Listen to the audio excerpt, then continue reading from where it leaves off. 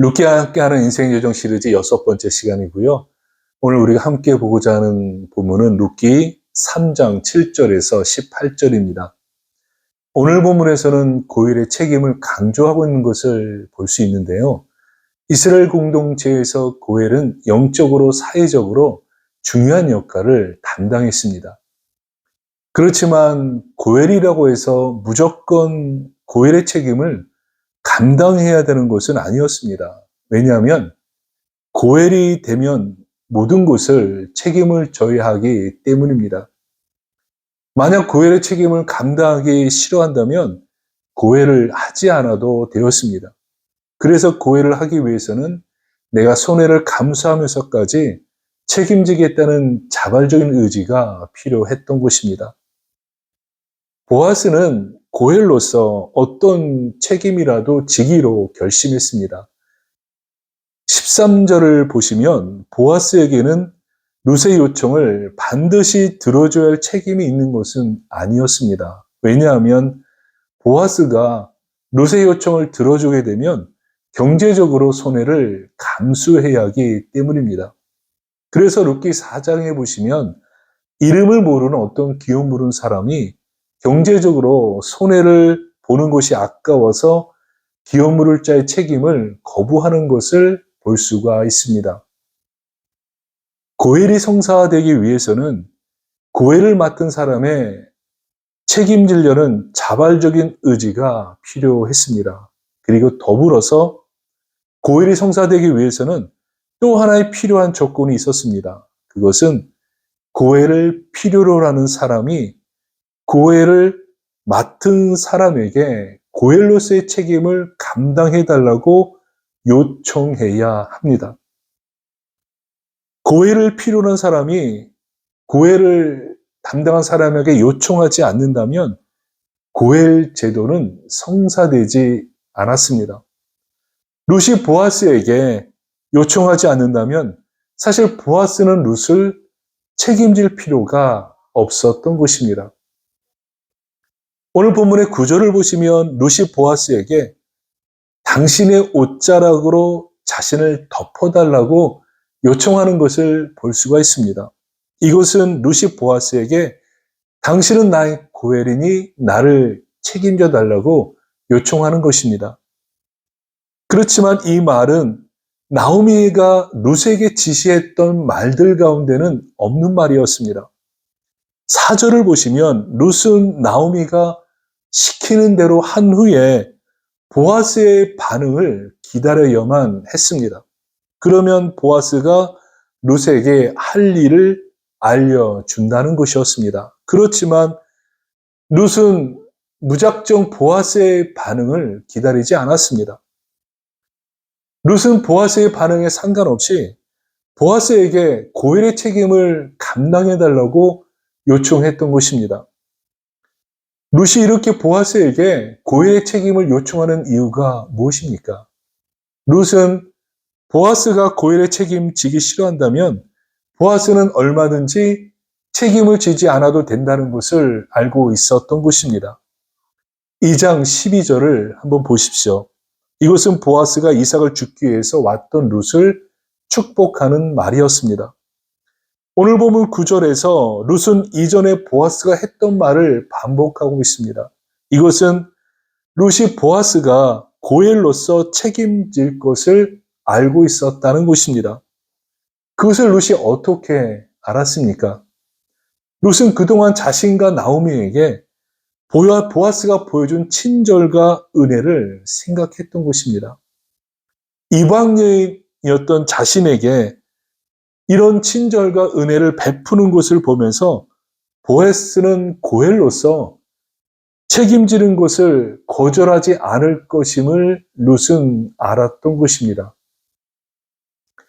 보아스와 같이 고엘로서 책임지겠다는 자발적인 의지가 있을지라도 룻과 같이 고엘로서 보아스에게 책임져 달라고 당당하게 요청하지 않는다면 고엘 제도는 성사되지 않습니다. 구약 성경에서는 하나님을 이스라엘 백성들을 고난 가운데 구원하시는 고엘로 설명하고 있습니다. 신약 성경에서는 우리를 죄에서 구원하시는 예수 그리스도가 우리의 고엘이 되신다고 말씀하고 있습니다. 그렇다면 고엘 되신 하나님께 우리가 어떻게 해야 합니까? 당당하게 요청해야 합니다. 하나님께서 우리의 고엘이 되도록 하나님께 당당하게 요청해야 하는 것입니다. 오늘 본문에서 우리가 적용해 볼 수 있는 것이 무엇입니까? 하나님은 우리의 고엘이 되십니다. 우리들은 고엘 되신 하나님께 당당하게 요청해야 합니다. 우리를 도와달라고, 우리를 인도해달라고 요청하셔야 합니다. 보아스는 고엘로서 자발적으로 룻을 책임지기로 결심했습니다. 그리고 룻은 보아스에게 고엘로서 책임을 감당해달라고 당당하게 요청했습니다. 그러자 보아스는 룻을 도와주어야 했고 룻은 보아스의 도움을 받을 수 있었던 것입니다. 하나님과 우리의 고엘 제도는 하나님과 우리의 신뢰를 바탕으로 하고 있습니다. 우리와 하나님 사이에 존재하는 신뢰가 무엇입니까? 하나님의 입장에서 하나님께서는 우리가 하나님께 요청할 때 당연히 하나님은 우리의 요청을 들어주시고 응답하실 책임을 가지고 계신 분이십니다. 그리고 우리의 입장에서 우리가 당당하게 심지어 내가 어떤 죄를 지었을지라도 내가 하나님 앞에 도와달라고 요청하면 하나님께서는 나를 도와주실 것이라는 믿음을 우리는 가지고 있어야 하는 것입니다. 하나님께서 우리의 고엘이 되신다는 것은 우리에게는 엄청난 특권이 됩니다. 하나님께 요청하는 게 어려운 일이 아닙니다. 만약에 우리가 영어로 하나님께 요청해야 한다면 어떻게 영어로 요청해야 될지 난감하겠죠. 그렇지만 우리는 우리의 언어로, 나의 언어로 하나님께 얼마든지 요청할 수 있습니다. 우리가 사는 이 세상에 요청할 일들이 얼마나 많이 있습니까? 하나님은 우리들이 이 땅을 살면서 무거운 짐을 우리 스스로 지라고 말씀하지 않으십니다. 나에게 있는 무거운 짐들, 내가 먹고 사는 거, 나의 건강, 나의 자녀, 나의 생업, 나의 미래, 나의 모든 인간관계들, 하나님께 요청할 일들이 이렇게 많은데 왜 요청하지 않으십니까?